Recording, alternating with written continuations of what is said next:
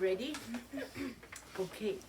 It was the night before Christmas, when all through the house not a creature was stirring, not even a mouse. The children were nestled all snug in their beds, while visions of sugar plums danced in their heads. And Mama in her kerchief and I in my cap had just settled down for a long winter's nap. When out on the lawn there rose such a clatter, I sprang from my bed to see what was the matter. Away to the window I flew like a flash, tore open the shutters, and threw up the sash. The moon on the breast of the new-fallen snow gave a luster of midday to objects below. When what to my wondering eyes should appear but a miniature sleigh and 8 tiny reindeer. Right, you got it. With a little old driver, so lively and quick, I knew in a moment it must be Saint Nick. More rapid than eagles, his coursers they came, and he whistled and shouted and called them by name. Now Dasher, now Dancer, now Prancer and Vixen, on Comet, on Cupid, on Donner and Blitzen. Oh my God, that was to the top of the porch, to the top of the wall. Now dash away, dash away, dash away all, as dry leaves before the wind hurricane fly, when they meet with an obstacle, mount to the sky. So up to the housetop the coursers they flew, with sleigh full of toys, and Saint Nicholas too. And then in a twinkling I heard on the roof the prancing and pawing of each little hoof, as I drew in my head and was turning around. Down the chimney Saint Nicholas came with a bound. Bong! He was dressed all in fur, from his head to his foot, and his clothes were all tarnished with ashes and soot. Yeah, that's what happens when you come down the chimney.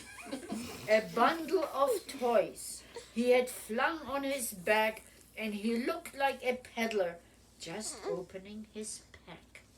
His eyes, how they twinkled, his dimples, how merry. His cheeks were like roses, his nose like a cherry. His droll little mouth was drawn up like a bow, and the beard on his chin was as white as snow. See that? He has a big beard, huh? And a big belly.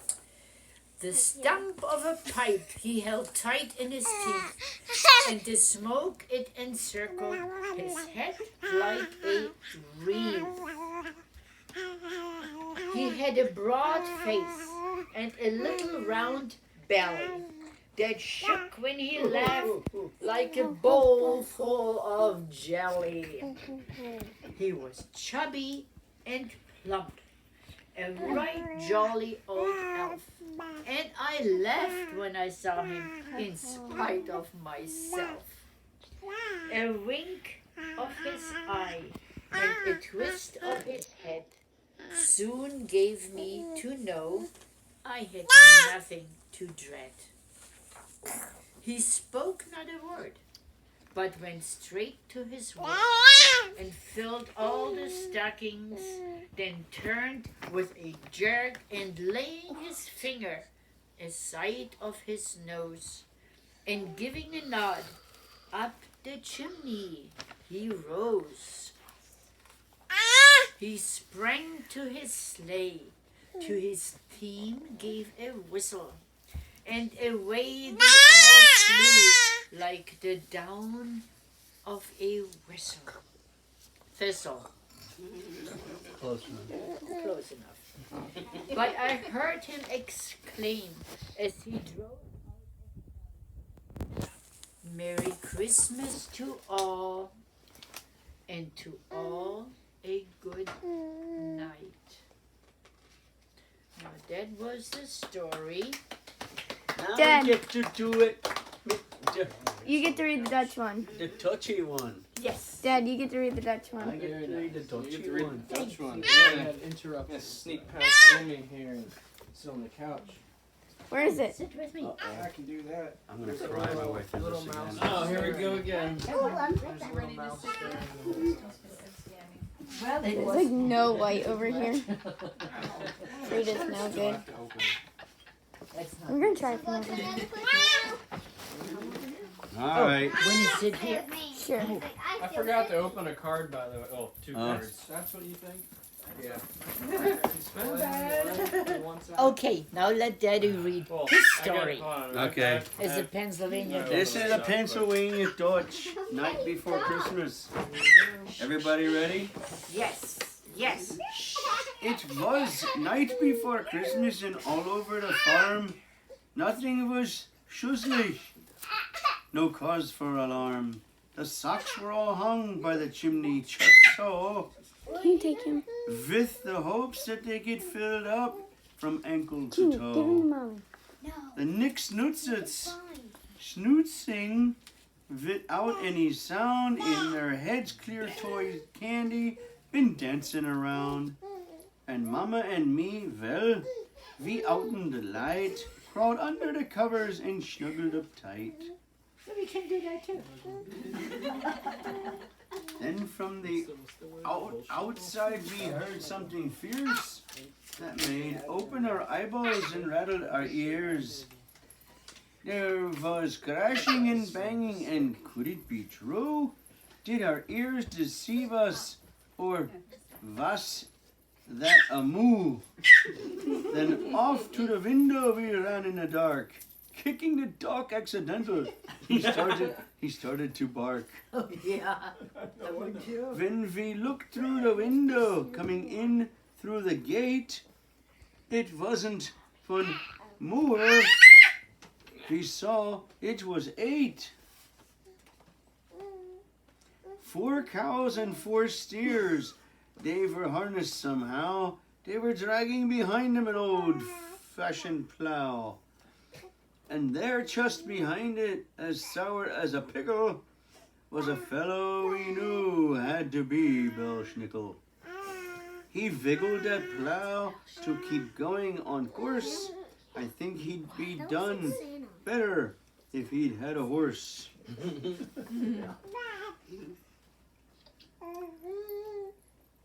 So Duplik and slow those 8 dummers did run, and he growled and he grumbled and yelled at each one. Now Cheeky, now Bakey, now Rachel, Josiah, on Neno and Sarah, Esther, Obadiah. Here.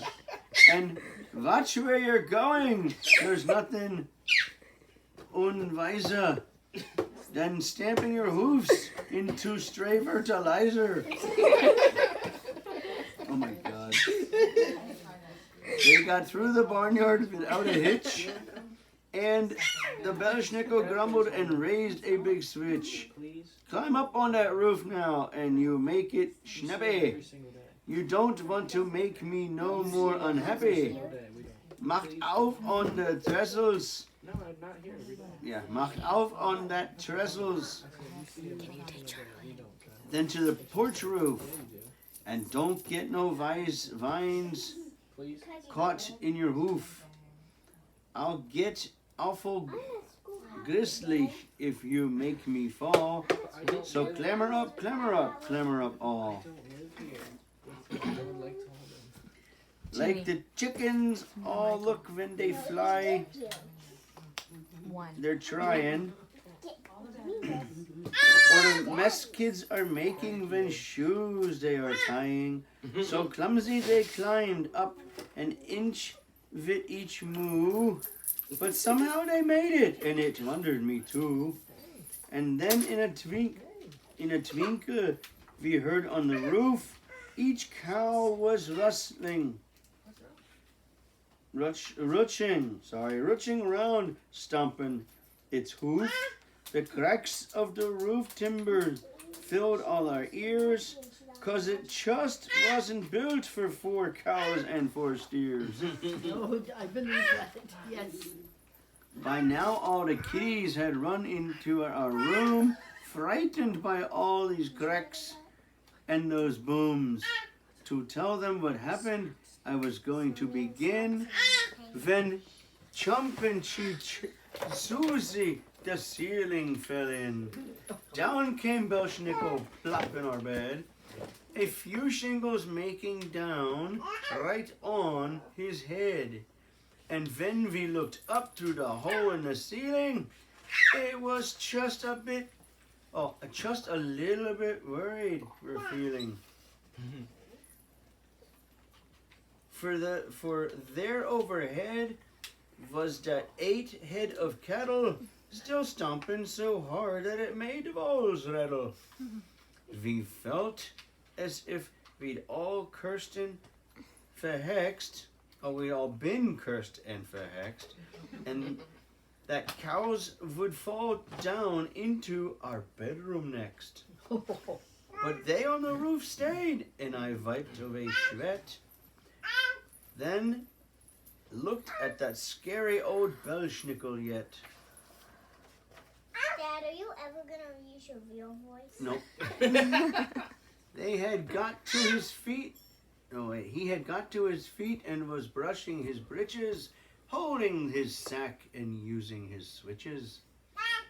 He was dressed all in black from his head to his hat, and he frowned and said, "Hey, what are you looking at? Ain't you never seen no Belschnickel before?" Well, I had, but the others had come through the door. His beard was all strubbelig, as white as snowfall, and his belly was skinny. It nearly was all.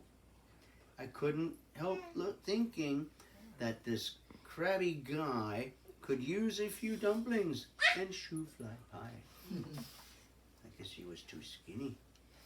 His eyes, they looked angry, but though they seemed wild, when he looked at the kitties, he just sort of smiled.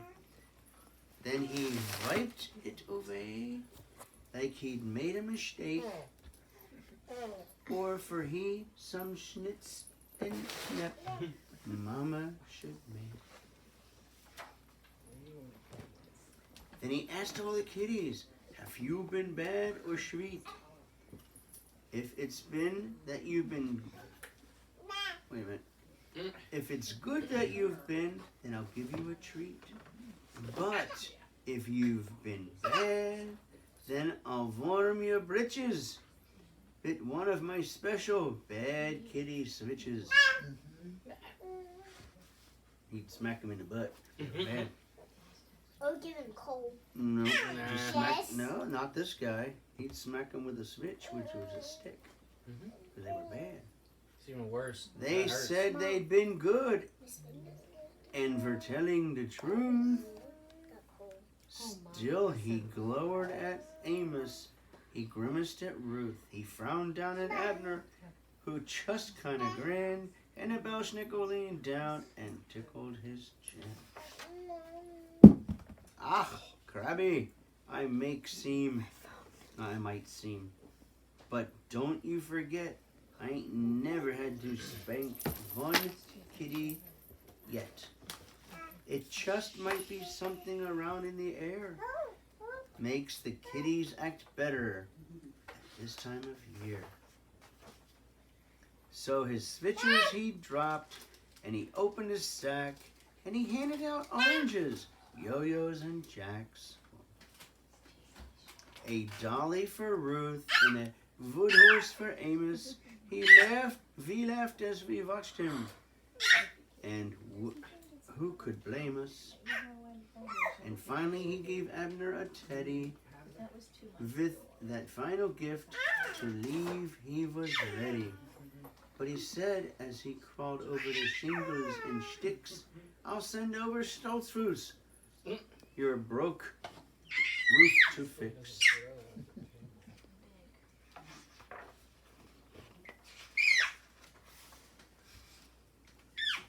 Then he jumped the hole through up to his waiting plow, and he yelled to his livestock, get going, and now down to the ground and without no complaint until we get done and the houses all ain't.